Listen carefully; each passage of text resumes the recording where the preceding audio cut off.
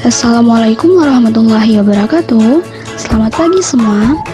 Kami dari kelompok 2 dengan anggota Mita Aurali NPM 19130211033, Irmawati NPM 19130211035, Muhammad Abdul Hanif NPM 19130211039, Arpegi Budiarsi Fortuna NPM 19130211041, dan Maudi Putri Tritania NPM 19130211043. Pada presentasi kali ini kami akan membahas 3 materi, yaitu yang pertama bangun ruang sisi datar, yang kedua statistika, dan yang ketiga peluang. 1. Bangun ruang sisi datar. Jika kalian perhatikan gambar di samping, maka kalian dapat mengetahui bahwa potongan buah-buahan, kemudian rubik dan juga batu bata merupakan bangun ruang berbentuk balok atau kubus, sedangkan atap rumah itu berbentuk prisma dan piramida berbentuk limas. Nah, bangunan ini memiliki sisi-sisi yang kemudian dapat dihitung luasnya. Di sini akan kita bahas lebih lanjut.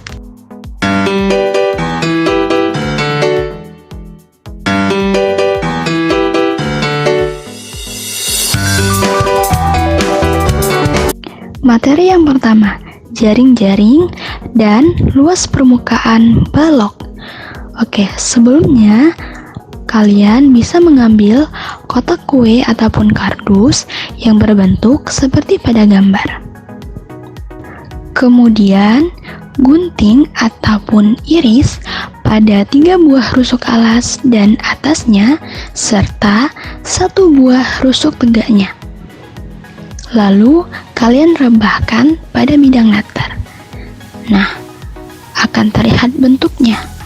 Bentuk tersebut merupakan jaring-jaring balok. Untuk lebih jelasnya, perhatikan gambar balok KLMNOPQR di samping. Rusuknya ada 12, yaitu KL, LM, MN, KN, OP, dan seterusnya. Kemudian, sisinya terlihat jelas bahwa ada 6, yaitu KLOP, KLMN, dan seterusnya. Nah, titik sudutnya berjumlah 8, yaitu KLMNOPQR. Kemudian, diagonal sisinya terdapat 12, karena pada setiap sisi terdapat 2 diagonal sisi. Kemudian, diagonal ruangnya berjumlah 4, yaitu KQ, LR, MO, dan juga NL. Kemudian, yang terakhir bidang diagonal, yaitu berjumlah 6, meliputi KL, QR, MNOP, dan seterusnya. Berdasarkan jaring-jaring balok, kita dapat menentukan luas permukaannya. Diperoleh luas L1 sama dengan L5, L2 sama dengan L4, L3 sama dengan L6, sehingga luas permukaan kotak kue yang berbentuk balok tersebut adalah L sama dengan L1 tambah L2 tambah L3 tambah L4 tambah L5 tambah L6 sama dengan L1 tambah L5 tambah L2 tambah L4 tambah L3 tambah L6 sama dengan 2 kali L1 tambah 2 kali L2 tambah 2 kali L3. Kita masukkan nilai-nilainya sehingga diperoleh luas permukaan kotak kue adalah 1038 cm kubik. Secara umum, luas permukaan balok dapat dituliskan dengan L sama dengan 2 kali panjang kali lebar ditambah 2 kali lebar kali tinggi tambah 2 kali panjang kali tinggi. Kedua, jaring-jaring dan luas permukaan kubus.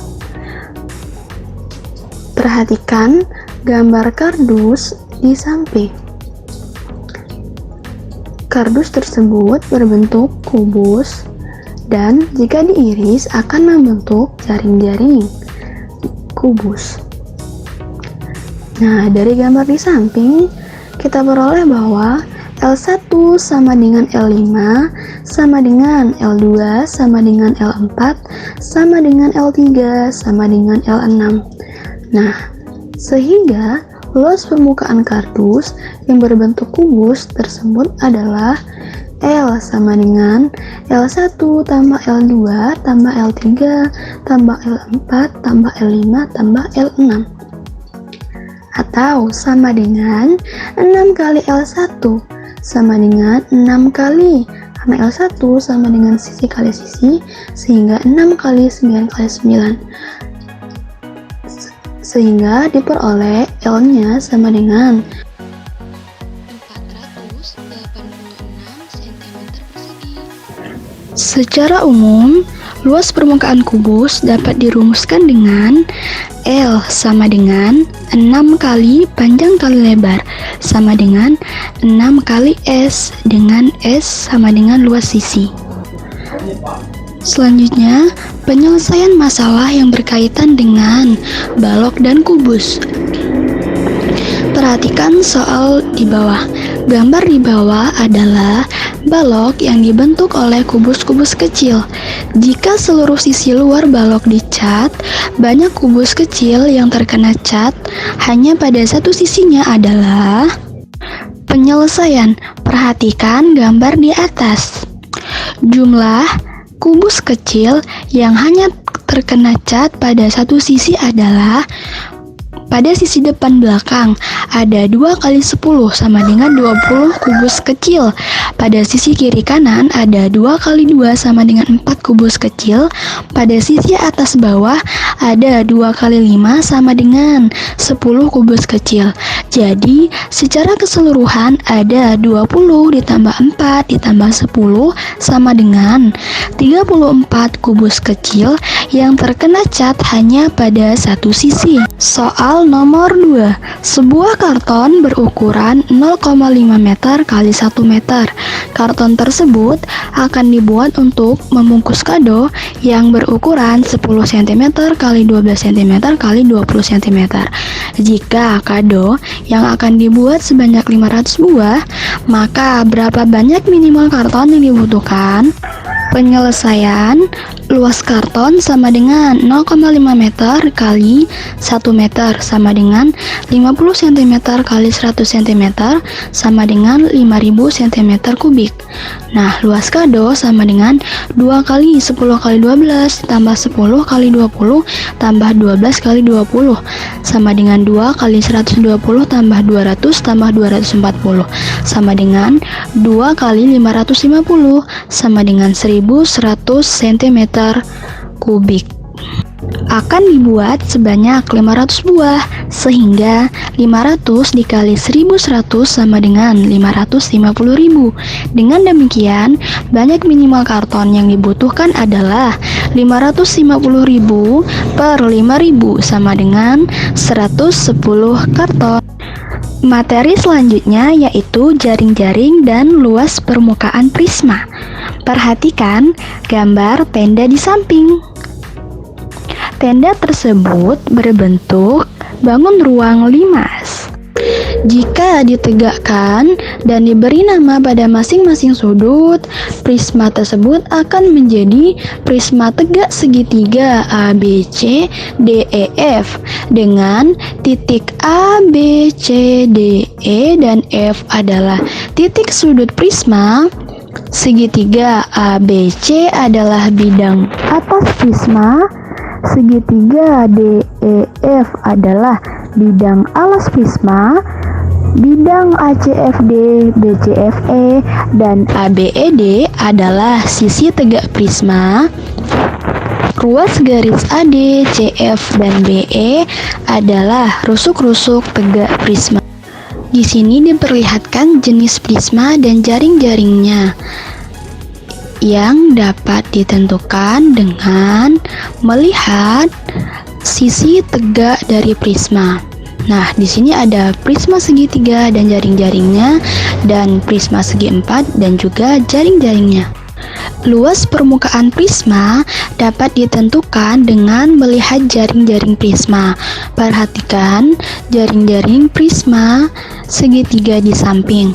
Nah, jika diperhatikan luasnya akan sama dengan 2 kali luas daerah 1 ditambah luas daerah 2 ditambah luas daerah 3 ditambah luas daerah 4 sama dengan 2 kali setengah kali 3 kali 4 karena berbentuk segitiga ditambah juga dengan 4 dikali 20 ditambah 5 dikali 20 ditambah 3 dikali 20. Kemudian kita hitung hasilnya dan akan diperoleh 252. Jadi luasnya adalah 252 cm kubik. Dengan demikian, diperoleh luas permukaan prisma itu sama dengan 2 kali luas alas ditambah keliling alas dikalikan dengan tinggi. Selanjutnya, jaring-jaring dan luas permukaan limas. Perhatikan gambar piramida. Nah, piramida ini merupakan bentuk batu ben-ben yang keberadaannya dihormati di kuil Heliopolis, Mesir kuno, berbentuk limas. Selanjutnya, terdapat beberapa model limas, yaitu ada limas segitiga, limas segi empat, limas segi 6, limas segi 5. Nah, misal kita akan melihat jaring-jaring limas segi 4 beraturan. Diperlihatkan pada gambar. Luas permukaan limas dapat ditentukan dengan melihat jaring-jaringnya. Luas permukaan limas sama dengan luas alas ditambah jumlah luas seluruh sisi tegak. Nah, untuk mengetahui luas permukaan limas dapat dicari jika memenuhi 2 syarat. Yang pertama, diketahui panjang rusuk alasnya, dan yang kedua, panjang rusuk tegak tidak lebih pendek dari tinggi limas.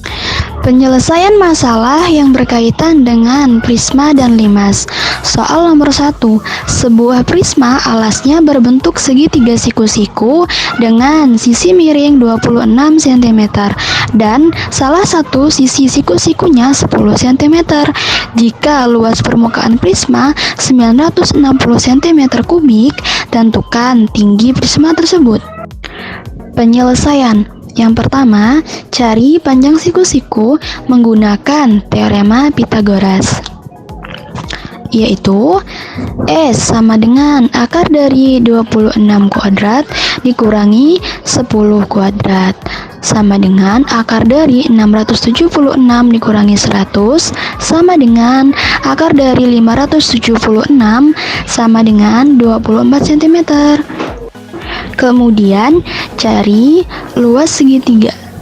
Luas segitiga sama dengan setengah dikali 10 cm dikali 24 cm sama dengan 120 cm kubik. Kemudian cari keliling segitiga. Keliling segitiga sama dengan 10 cm ditambah 24 cm ditambah 26 cm sama dengan 60 cm. Gunakan rumus luas permukaan. L sama dengan 2 kali luas segitiga ditambah keliling segitiga dikali tinggi.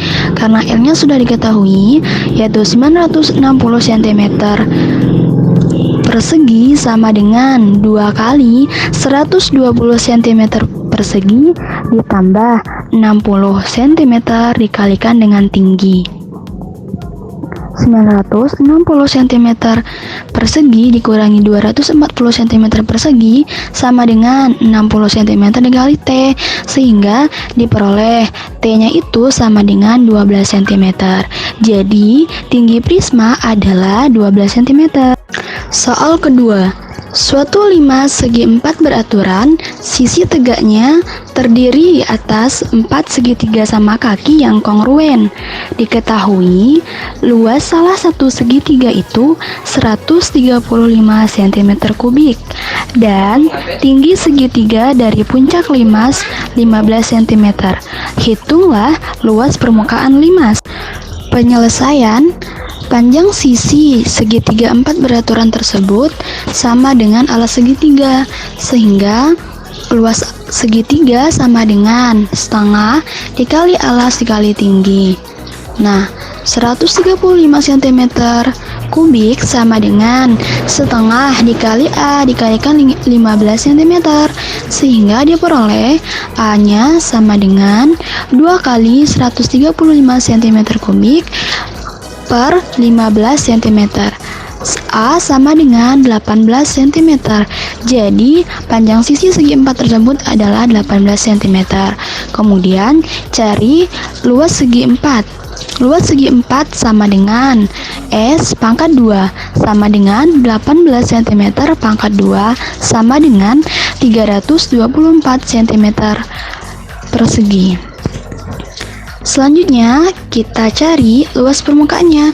Luas permukaan sama dengan luas segi 4 ditambah 4 dikali luas segitiga, sama dengan 324 cm kubik ditambah 4 dikali 135 cm kubik, sama dengan 324 cm kubik ditambah 540 cm sama dengan 600 sama dengan 864 cm kubik. Jadi, luas permukaan limas tersebut adalah 864 cm persegi.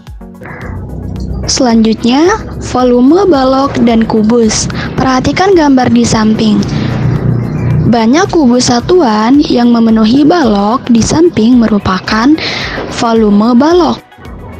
Jika kalian perhatikan pada tabel volume balok di samping, volumenya itu memiliki pola dan polanya itu bersesuaian dengan nilai dari panjang dikali lebar dikalikan dengan tinggi si balok tersebut, sehingga volume balok sama dengan panjang dikalikan dengan lebar dikalikan dengan tingginya. Selanjutnya, volume kubus. Jika kalian perhatikan tabel volume kubus di samping, kalian dapatkan pola tertentu. Nah, pola-pola ini sesuai dengan panjang dari sisi-sisi kubus dipangkatkan dengan 3. Misalnya ada panjang sisinya 2, berarti 2 dikali 2 dikali 2 sama dengan 2 pangkat 3, diperoleh volumenya sama dengan 8. Nah, sehingga secara umum dapat ditentukan volume kubus itu sama dengan S pangkat 3, dengan S sama dengan panjang sisi kubus.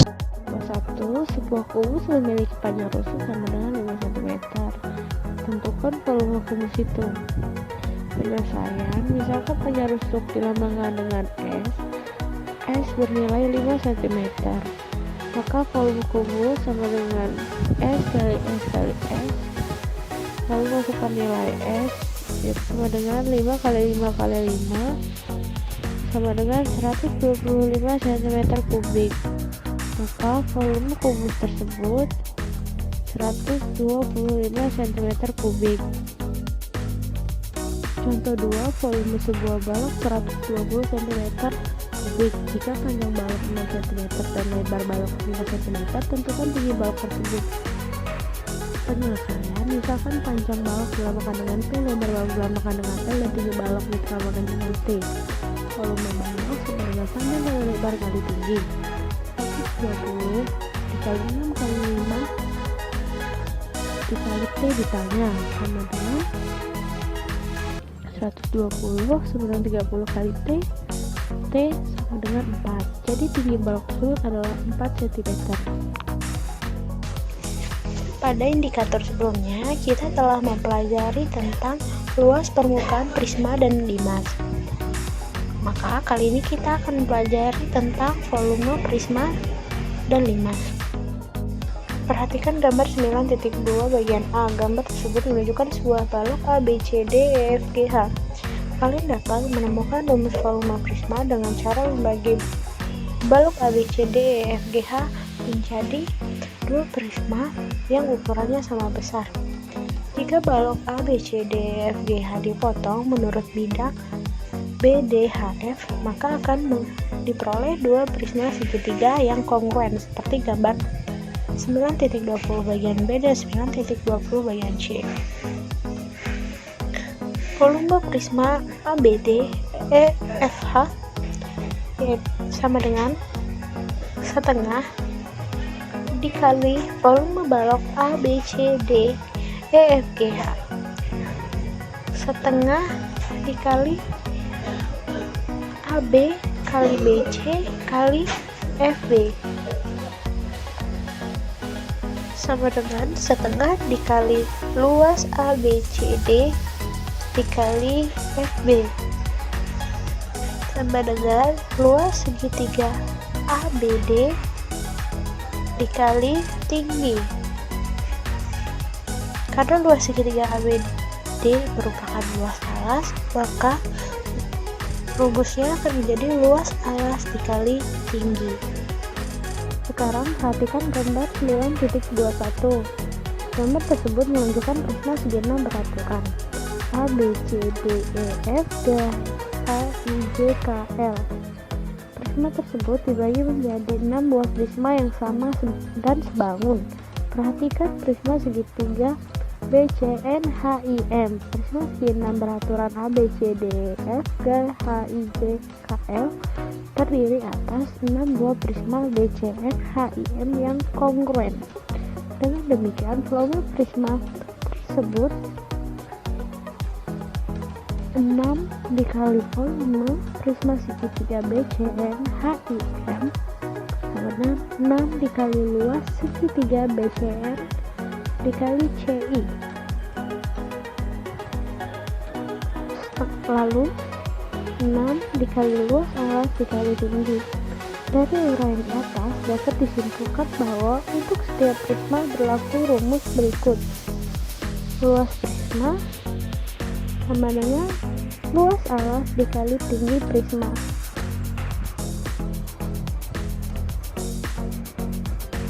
Selanjutnya, volume limas. Untuk menemukan volume limas, perhatikan gambar 9.22 bagian A. Gambar 9.22 A menunjukkan kubus yang panjang rusuknya adalah 2A. Keempat diagonal ruangnya berpotongan di satu titik, yaitu titik T, sehingga terbentuk 6 buah limas yang kongruen seperti gambar 9.22 bagian B.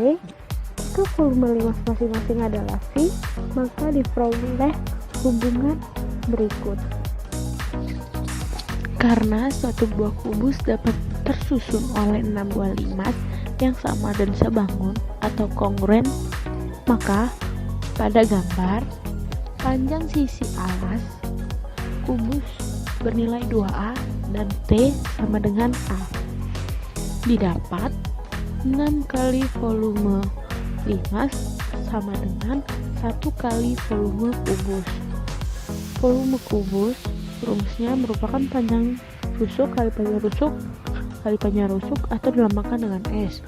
Maka dapat kita ganti dengan 6 kali volume limas sama dengan 1 kali S kali S kali S. Sehingga volume limas sama dengan 1/6 dikali, karena S ada nilainya itu 2A, maka 1/6 dikali 2A dikali 2A dikali 2A sama dengan 1/6 dikali dalam kurung 2A dikali 2A dikali dalam kurung 2 kali A, maka 2 pindah ruas dengan 1/6, maka 2/6 atau 1/3 dikali 2A kali 2A dalam kurung dikali A. Karena 2A dikali 2A atau 2A kuadrat merupakan rumus dari luas alas persegi, maka rumus limas menjadi sepertiga dikali luas alas, dan A merupakan nilai tinggi, maka sepertiga dikali luas alas dikali tinggi. Jadi dapat disimpulkan untuk setiap limas berlaku rumus berikut, yaitu volume limas sama dengan sepertiga dikali luas alas dikali tinggi. Contoh soal: sebuah prisma alasnya berbentuk persegi panjang dengan ukuran panjang 14 cm dan lebarnya 8 cm. Jika tinggi prisma 16 cm, hitunglah volume prisma. Penyelesaian: luas alas sama dengan luas persegi panjang sama dengan 14 dikali 8. Untuk 1 cm kuadrat sini ada kesalahan penulisan, maka sebaiknya tidak digunakan. Jadi hanya 14 dikali 8 dan hasilnya 112 cm kuadrat. Maka volume prisma sama dengan luas alas dikali tinggi. Karena luas alas telah didapat, maka langsung saja kita masukkan ke dalam rumus. Maka 112 cm kuadrat dikali 16 cm sama dengan 1792 cm kubik. Maka volume prisma adalah 1792 cm kubik. Contoh 2, perhatikan gambar limas di bawah ini. Tentukan volumenya. Pada gambar dapat kita lihat bahwa pada alas terdapat panjang AB sama dengan 32 cm dan lebar alas yaitu BC 18 cm dan tinggi limas atau tinggi alas, tinggi limas dari alas sampai puncak yaitu dari titik O ke T 42 cm. Maka penyelesaiannya sepertiga kali luas kali tinggi. Sepertiga dikali nilai luas alas yaitu 18 dikali 32 dikali 42 yaitu nilai tinggi.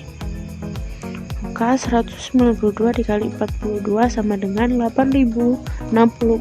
Jadi volume limas tersebut adalah 8064 cm kubik.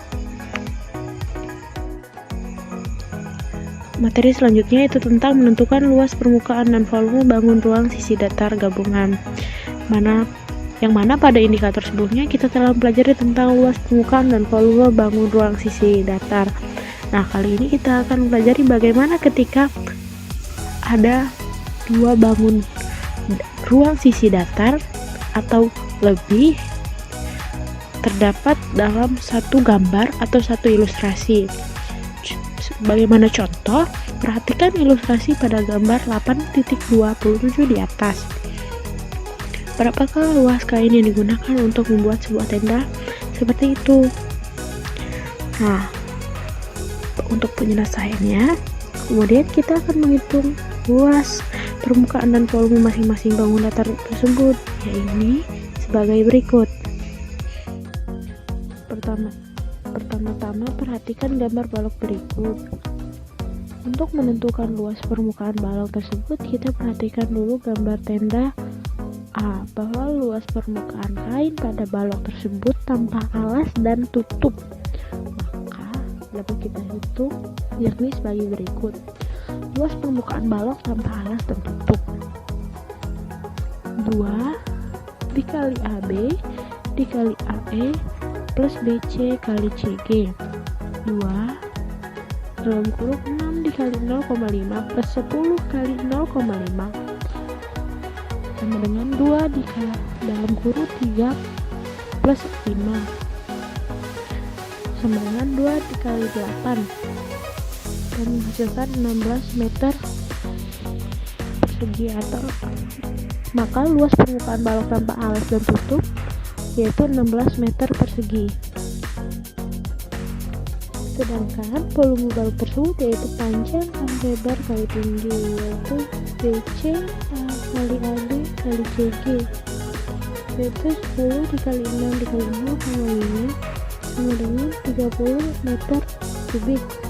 Maka volume balok tersebut yaitu 30 meter kubik. Perhatikan gambar prisma berikut. Untuk menentukan luas permukaan prisma tersebut, kita perhatikan dulu gambar tanda A, bahwa luas permukaan kain pada prisma tersebut yaitu adalah prisma dengan alas persegi panjang di titik EFGH, yakni sebagai berikut. Luas permukaan prisma tersebut merupakan prisma persegi panjang tanpa alas. Maka luas permukaan prisma tanpa alas EFGH sama dengan 2 dikali luas segitiga EFI plus 2 dikali luas FGJI sama dengan 2 dikali setengah kali 6 dikali 4,5 plus 2 dikali 10 dikali FI ditanya.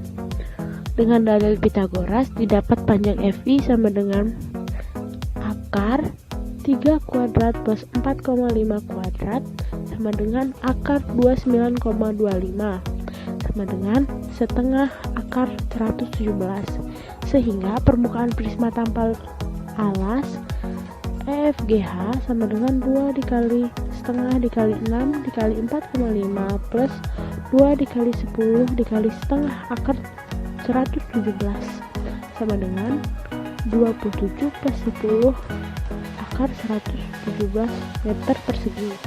Kan volume prisma tersebut sama dengan luas alas dikali tinggi sama dengan setengah dikali 6 dikali 4,5 dikali 10 sama dengan 13,5 dikali 10 sama dengan 13,5 meter kubik. Jadi luas permukaan tenda yang dimaksud adalah luas 1 plus luas 2 sama dengan 16 plus dalam kurung 27 plus 10 akar 117 dan tutup kurung sama dengan 43 plus 10 akar 117 meter persegi. Lalu volume tenda yang dimaksud adalah volume 1 plus volume bangun 2 sama dengan 30 plus 135 sama dengan 165 meter kubik. Materi yang selanjutnya yaitu statistika.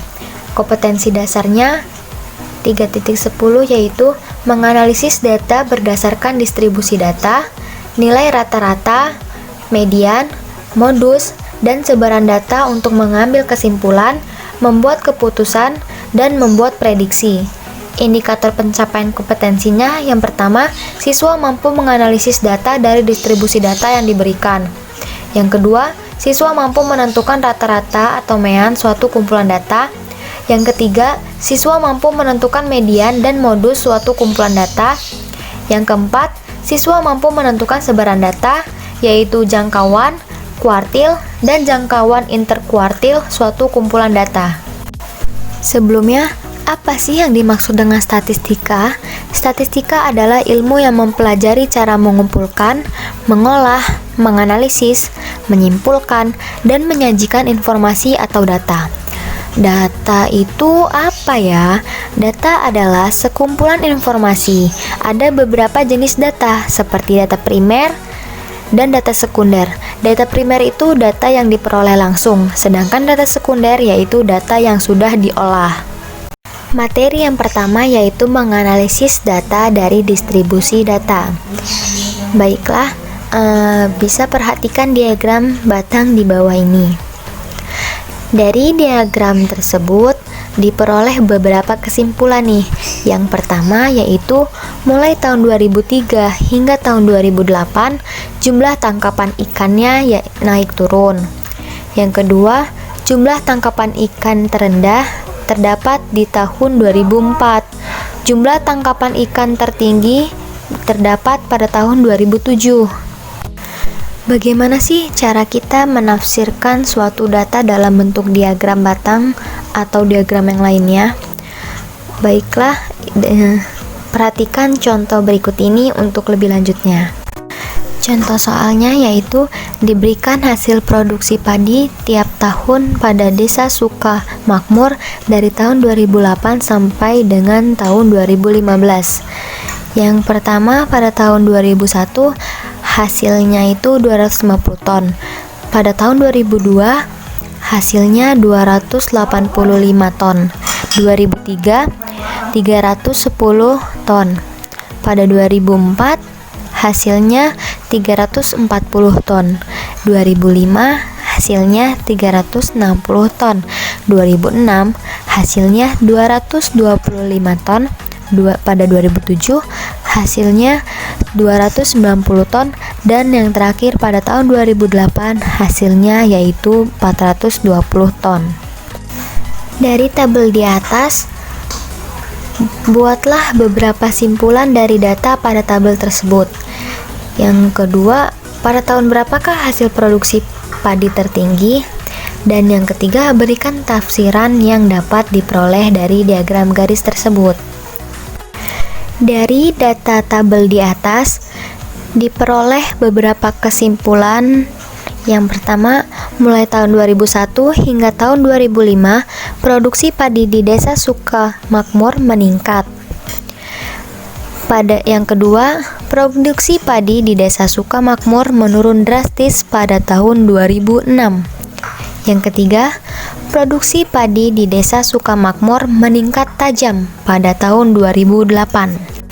Untuk pertanyaan yang kedua yaitu hasil produksi padi tertinggi dicapai pada tahun berapa? Jadi, bisa dilihat dari tabel di atas atau tabel di slide sebelumnya bahwa hasil produksi padi tertinggi dicapai pada tahun 2008 yaitu 420 ton.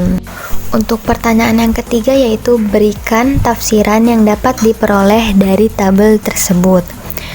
Jadi tafsiran yang bisa kita peroleh itu yaitu seperti ini contohnya. Produksi padi Desa Sukamakmur terus meningkat hingga tahun 2005. Namun, padi mengalami penurunan yang tajam pada tahun berikutnya. Produksi padi mulai mengalami kenaikan pada tahun-tahun berikutnya. Dapat disimpulkan bahwa kenaikan dan penurunan produksi padi Desa Sukamakmur mengalami kenaikan yang relatif stabil, meskipun tahun 2006 mengalami penurunan. Materi yang selanjutnya yaitu menentukan rata-rata suatu kumpulan data. Rata-rata atau mean merupakan salah satu ukuran untuk memberikan gambaran yang lebih jelas dan singkat tentang sekumpulan data.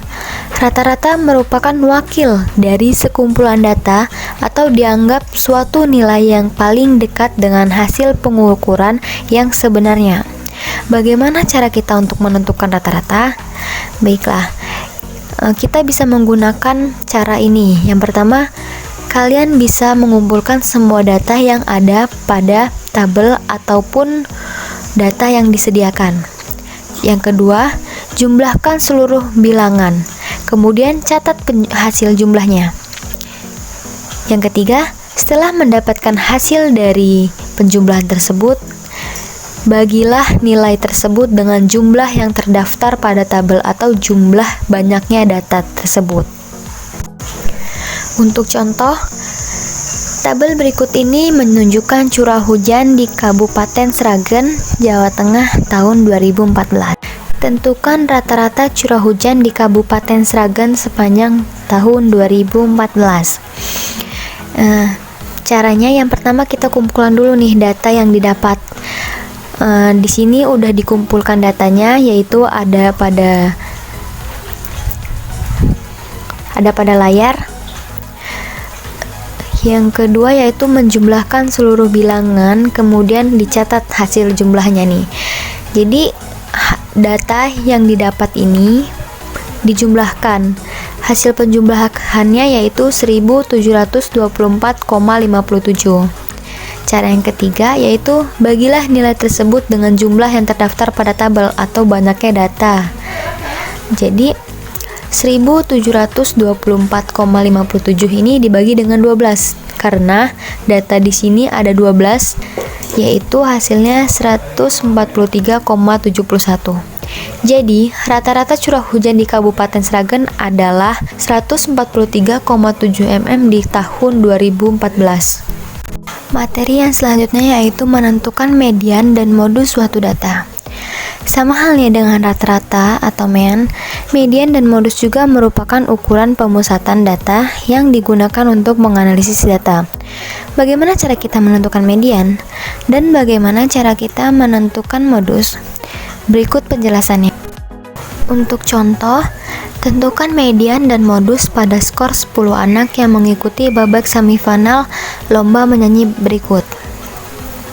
Untuk menyelesaikannya, kita harus mengurutkan terlebih dahulu nih data yang ada pada tabel, yaitu 90, 105, 120, 125, 135, 145, 160, 160, 175, dan 205.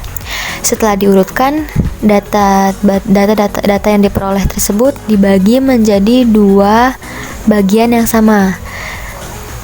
Karena banyak data genap, maka median adalah rata-rata data kelima dan keenam, yaitu 135 ditambah 145 dibagi 2, yaitu jumlahnya 180 dibagi 2, yaitu 140.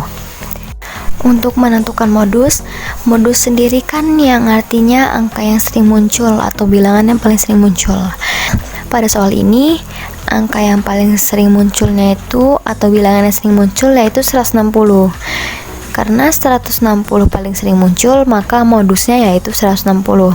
Jadi, median dan modus dari skor lomba menyanyi berturut-turut adalah 140 dan 160. Materi yang selanjutnya yaitu menentukan ukuran dan penyebaran data. Penyebaran data merupakan ukuran yang menjelaskan distribusi dari suatu kumpulan data.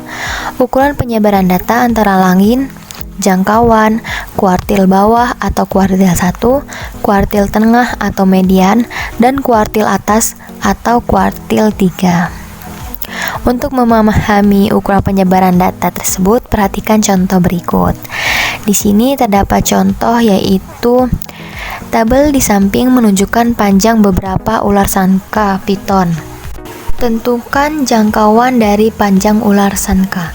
Untuk menentukan nilai terkecil dan terbesar, urutkan data terlebih dahulu dari yang data terkecil hingga yang terbesar.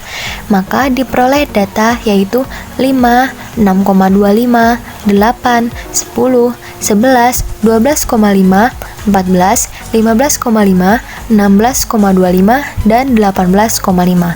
Nilai terkecilnya yaitu 5 dan nilai terbesarnya yaitu 18,5. Jadi, jangkauan dari panjang ular sanca adalah 18,5 dikurang dengan 5, sama dengan 13,5 kaki. Kuartil dari kumpulan data membagi data menjadi 4 bagian yang sama. Ingat bahwa median atau kuartil 2 membagi data menjadi 2 bagian yang sama. Perlu digarisbawahi ya. Sebagai contoh, diberikan data sebagai berikut, yaitu 18, 21, 23, 24, 29, 30, 30, 32, 36, dan 39. Untuk median, karena jumlah datanya genap, yaitu berada di tengah-tengah, yaitu 29 dan 30. 29 dan 30 ditambahkan lalu dibagi 2, hasilnya 29,5. Jadi mediannya yaitu 29,5. Untuk kuartil pertama ini ada di angka 23 atau pada bilangan 23. Karena pada kuartil itu kan sendiri kumpulan data membagi data menjadi 4 bagian yang sama. Dan kuartil ketiganya yaitu ada pada angka 32. Selisih antara kuartil atas dan kuartil bawah disebut jangkauan interkuartil. Jangkauan interkuartil ini juga merupakan salah satu ukuran penyebaran data. Jangkauan interkuartil itu Q3 atau kuartil ketiga dikurang Q1 atau kuartil pertama, yaitu 32 dikurang 23 sama dengan 9. Jadi, jangkauan interkuartilnya adalah 9. Selanjutnya yaitu dengan kompetensi dasar, menyajikan dan menyelesaikan masalah yang berkaitan dengan distribusi data, nilai rata-rata, median, modus, dan sebaran data untuk mengambil suatu kesimpulan, membuat keputusan, dan juga membuat prediksi. Diharapkan dari kompetensi dasar ini, sebagai siswa mampu menyelesaikan masalah yang berkaitan dengan distribusi data, rata-rata, median, modus, dan sebaran data dari kumpulan data yang diberikan. Kemudian, siswa mampu membuat kesimpulan, mengambil keputusan, dan membuat prediksi dari suatu kumpulan data berdasarkan nilai rata-rata, median, modus, dan sebaran data. Kita langsung masuk ke penjelasannya. Kita masuk ke definisi pengertian data dan statistika. Data sendiri itu adalah sebuah kumpulan informasi yang diperoleh dari suatu pengamatan. Informasi ini bisa berupa angka, lambang, atau keadaan objek yang sedang diamati. Jika berdasarkan jenis, data itu ada menjadi dua, ada data kualitatif dan data kuantitatif. Data kualitatif adalah data yang biasanya menunjukkan sifat atau keadaan suatu objek. Dia tidak bisa diukur secara numerik. Sedangkan data kuantitatif itu merupakan data yang menunjukkan ukuran suatu objek. Nah, baru ini bisa kita gunakan dalam bentuk angka dan nilainya juga bisa berubah-berubah. Setelah kita mengamati data dan kita mengumpulkannya, dan sesudah data-data ini terkumpul, data ini kita akan susun, kita olah, dan kita analisis untuk memperoleh sebuah kesimpulan. Nah, ilmu yang mempelajari bagaimana cara mengumpulkan, menyusun, menyajikan, menganalisis, dan mempresentasikan data adalah statistika. Sebelum kita masuk ke penyajian data, sudah diberitahu kalau setelah data terkumpul, maka langkah selanjutnya adalah menyusun atau menyajikan data. Penyajian data ini sendiri bertujuan untuk menyederhanakan bentuk dan jumlah data, sehingga dapat mudah dipahami oleh pembaca. Di dalam penyajian data juga terdapat dua cara untuk menyajikan data, bisa berbentuk tabel atau bisa berbentuk juga diagram. Di dalam penyajian data terdapat mean, modus, median, kuartil, serta interkuartil. Yang pertama kita akan membahas tentang mean. Mean sendiri adalah rata-rata. Rata-ratanya yaitu yang diperoleh dari jumlah semua data yang dibagi dengan banyaknya data. Untuk memperoleh mean sendiri, ini sangat mudah. Dari caranya kita hanya perlu menjumlahkan semua data yang diketahui. Setelah itu jumlah data tersebut kita bagi banyaknya data. Jadi secara umum rumus mean ditulis jumlah data dibagi banyaknya data. Selanjutnya, kita akan membahas tentang median. Median itu adalah nilai tengah dari kumpulan suatu data yang telah kita urutkan. Jadi, jika kita ingin mendapatkan nilai median atau nilai tengah, kita perlu teliti agar tidak terlewat saat mengurutkannya. Misal, kita mempunyai 11 data, maka nilai tengahnya bisa di antara data ke-5 dan ke-6. Setelah data selesai diurutkan dari nilai terkecil dan terbesar, kemudian cari data yang berada di tengah, seperti yang saya contohkan tadi. Rumus untuk mencari median ini sendiri juga terdapat dua jenis, yaitu jika data yang berjumlah genap atau ada data yang berjumlah ganjil. Untuk mencari median, kita mempunyai dua rumus yang telah disebutkan tadi, yaitu untuk data dengan jumlah ganjil, kita menggunakan rumus median sama dengan nilai data dikalikan dengan jumlah data ditambah 1 bagi 2. Dan yang kedua, untuk data dengan jumlah genap, yaitu median sama dengan setengah dikalikan nilai data dikali jumlah data per 2 ditambah nilai data dikali jumlah data per 2 per 1. Selanjutnya kita bahas tentang modus. Modus sendiri adalah penjelasan tentang suatu kelompok data dengan menggunakan nilai yang sering muncul di dalam kelompok data. Jadi modus ini bisa dikatakan nilai yang sering muncul atau nilai yang populer di dalam suatu data. Misalkan di dalam suatu kelompok data memiliki dari satu nilai data yang sering muncul, maka sekumpulan data tersebut memiliki lebih dari satu modus. Jika sekelompok data yang memiliki dua modus, kita sebut dengan bimodal, sedangkan jika lebih dari dua modus, kita sebut multimodal. Namun, di dalam sekelompok data yang tidak terdapat satupun nilai data yang sering muncul, maka sekelompok data tersebut dianggap tidak memiliki modus. Untuk mempermudah pemahaman kita dengan penyebaran data tentang median, modus, dan mean, maka kita akan membahas contoh soal berikut. Ke soal yang pertama, yaitu nilai rata-rata dari diagram di samping ini adalah, kita perhatikan dulu data di samping itu seperti apa. Kita analisis dulu.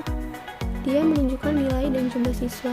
Jadi setelah kita analisis, maka kita mendapatkan jumlah nilai, yaitu nilai siswa yang mendapatkan nilai 5 ada sebanyak 4 orang.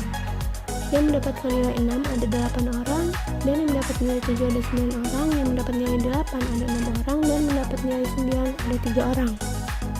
Maka dari jumlah nilai tersebut kita kalikan. 5 dikalikan 4 ditambah 6 dikali 8 ditambah 7 dikali 9 ditambah 8 dikali 6 ditambah 9 kali 3 sama dengan 179.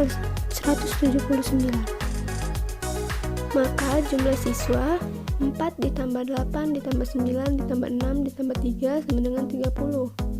Jadi rata-ratanya adalah 179 dibagi 30. Kita peroleh dari jumlah nilai dibagi jumlah siswa dengan memperoleh hasil rata-rata 6,87. Jadi kita telah menemukan rata-rata atau meannya, yaitu 6,87 dengan pilihan ganda, yaitu yang benar adalah A. Selanjutnya kita akan masuk ke contoh soal yang kedua. Soal kedua yaitu tabel frekuensi berikut menunjukkan hasil lemparan dadu. Yang ditanyakan adalah modus dan median dari data tersebut. Sebelumnya kita harus analisis dulu dari tabel, yaitu kita lihat mata dadu 1 frekuensi munculnya yaitu 5 kali, mata dadu 2 munculnya 3 kali, mata dadu 3 muncul 6 kali, mata dadu 4 muncul frekuensi 7 kali, mata dadu 5 muncul 8 kali, mata dadu 6 frekuensi muncul 2 kali. Maka kita mendapatkan penyelesaiannya seperti ini. Setelah kita analisis tadi, mata dadu yang sering muncul adalah mata dadu 5 sebanyak 8 kali muncul. Maka karena dia paling banyak munculnya, jadi modusnya adalah 5. Kemudian, untuk mencari mediannya, kita urutkan data dari yang terkecil seperti berikut ini. Karena data paling terkecil adalah 1 dan data terbesar adalah 6, jadi kita urutkan dari 1 ke 6 dengan seperti cara di atas. 1, 1, 1, 1, 2, 2, 2, 3, 3, 3, dan seterusnya. Jadi kita peroleh data tengahnya itu. Karena jumlah data berjumlah ganjil, maka kita menggunakan rumus yang telah kita jelaskan tadi, yaitu antara nilai tengah itu kan ada 4, ditambah 4 dibagi 2.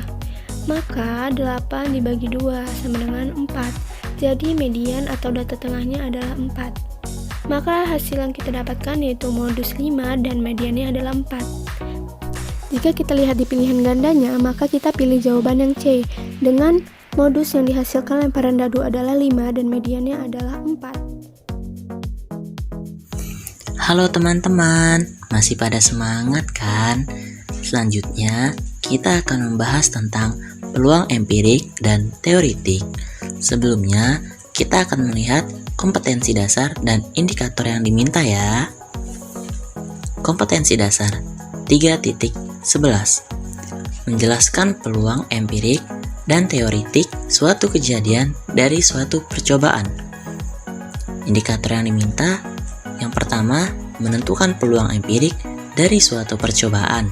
Yang kedua, menentukan ruang sampel suatu kejadian. Yang ketiga, menentukan titik sampel dari suatu kejadian. Dan yang keempat, menentukan peluang teoritik dari suatu eksperimen. Kompetensi dasar 4.11 menyelesaikan masalah yang berkaitan dengan peluang empirik dan teoritik suatu kejadian dari suatu percobaan. Indikator yang diminta mampu menyelesaikan masalah yang berkaitan dengan peluang empirik dan teoritik suatu kejadian dari suatu percobaan. Yang pertama, kita akan membahas tentang peluang empirik. Teman-teman, pernahkah kalian mendengar komentator dan ahli sepak bola memprediksi suatu pertandingan sepak bola tidak? Misalnya, kamu dapat memprediksi kemenangan tim sepak bola Indonesia melawan tim Singapura dengan cara mencari peluang kemenangannya. Nah, cara mencari peluang kemenangan tim Indonesia melawan tim Singapura inilah yang disebut sebagai peluang empirik.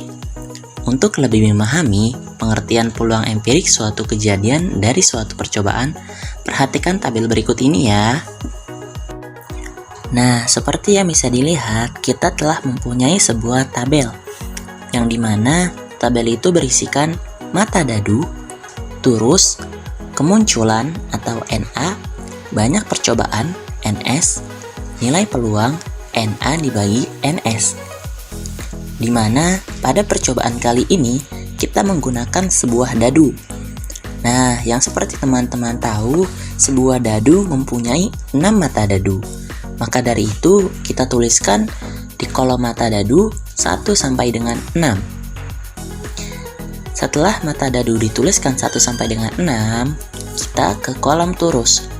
Nah, turus ini adalah istilah untuk menggambarkan angka berupa simbol dengan tujuan mempermudah pembacanya.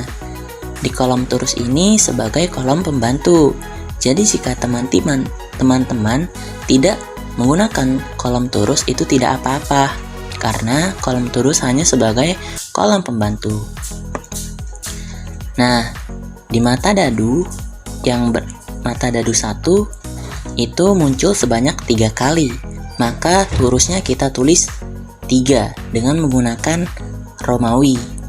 Mata dadu 2 mengeluarkan sebanyak 1 kali, maka turusnya kita tulis 1 menggunakan angka Romawi. Mata dadu 3 keluar sebanyak 2 kali. Mata dadu 4 keluar sebanyak 1 kali. Mata dadu 5 keluar sebanyak 3 kali. Dan mata dadu 6 keluar sebanyak 1 kali. Setelah kita mengetahui turusnya, maka tulislah di kolom kemunculan atau NA. Kita menuliskan sama dengan apa yang didapat di kolom turus. Kemunculan NA, mata dadu 1 kita tulis 3, mata dadu 2 kita tulis 1, mata dadu 3 kita tulis 2, mata dadu 4 kita tulis 1, mata dadu 5 kita tulis 3, mata dadu 6 kita tulis 1. Di kolom kemunculan NA ini menunjukkan seberapa banyak keluar mata dadu dari 1 sampai 6. Nah, setelah kita menemukan berapa banyak keluarnya dari masing-masing mata dadu, kita mengisi banyak percobaan. Nah, di banyak percobaan kali ini, kita melakukan percobaan sebanyak 11 kali pelemparan dadu. Jadi, pada kolom banyak percobaan, kita tuliskan 11. Lalu kita beralih ke kolom nilai peluang. Nilai peluang ini adalah kemunculan atau NA dibagi banyak percobaan atau NS. Seperti yang kita ketahui, mata dadu 1 kemunculannya sebanyak 3 kali dari banyak percobaannya yaitu 11. Maka kita tulis nilai peluang mata dadu 1 3/11. Begitu pula untuk mata dadu 2 sampai dengan 6. Teman-teman tinggal melihat dari tabelnya ya. Pada kolom terakhir terdapat nilai perbandingan yang disebut sebagai peluang empirik, sehingga dapat disimpulkan peluang empirik adalah perbandingan antara frekuensi kejadian NA terhadap percobaan yang dilakukan NS. Dari kesimpulan percobaan di atas tadi, maka kita dapat menyimpulkan rumus atau formula dari peluang empirik. PA sama dengan NA dibagi NS, di mana PA sama dengan peluang, NA sama dengan banyaknya anggota dalam kejadian A, NS sama dengan banyak anggota dalam himpunan ruang sampel. Untuk lebih memahami tentang teori empirik, maka di sini kita akan membahas contoh soal. Pada pertandingan sepak bola yang dilaksanakan sebanyak 30 kali, ternyata tim Indonesia menang 18 kali, seri 8 kali, dan kalah 2 kali. Dari data yang sudah ada, jika tim Indonesia bertanding sekali lagi, berapakah peluang tim Indonesia akan menang? Jawab, pertandingan sepak bola dilaksanakan 30 kali. Berarti kita tulis NS sama dengan 30. Sedangkan tim Indonesia menang sebanyak 18 kali. Berarti kita tulis NA sama dengan 18.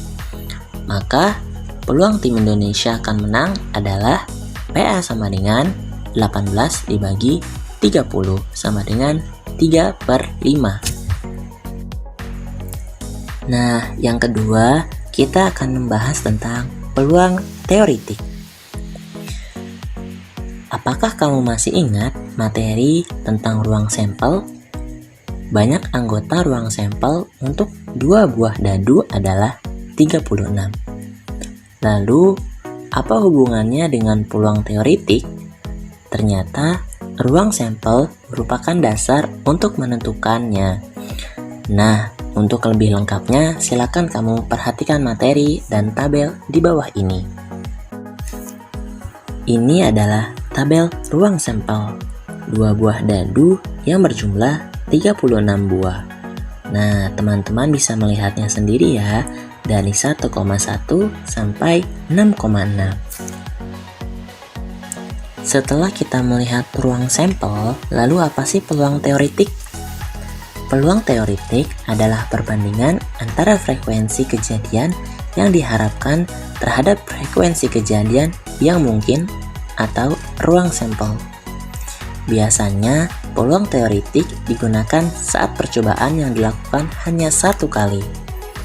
Adapun rumus atau formula peluang teoritik adalah PA sama dengan NA dibagi NS, di mana PA sama dengan peluang, NA sama dengan frekuensi kejadian yang diharapkan, NS sama dengan frekuensi seluruh percobaan. Adapun contoh soal dari peluang teoritik. 2 buah dadu hitam dan merah dilempar bersama-sama. Peluang munculnya dadu pertama bermata 3 adalah, cara menjawabnya adalah berdasarkan tabel di atas yang tadi kita sudah lihat, di tabel ruang sampel, NS sama dengan 30, yaitu NS adalah jumlah keseluruhan dari tabel ruang sampel tadi ya. A sama dengan kejadian muncul mata dadu pertama bermata 3, yaitu 3,1, 3,2, 3,3, 3,4, 3,5 dan 3,6 yang berjumlah ada 6, berarti kita menuliskan NA-nya sama dengan 6. Munculnya dadu pertama bermata 3 adalah, kita masukkan ke rumus ya, PA sama dengan NA dibagi NS. NA-nya 6 dibagi NS 36. Kita dapat sama dengan 1/6. Yo, I ain't here for the money, I ain't here for the fame. Though it might be nice to own a jet plane, I'ma do it all for you. Come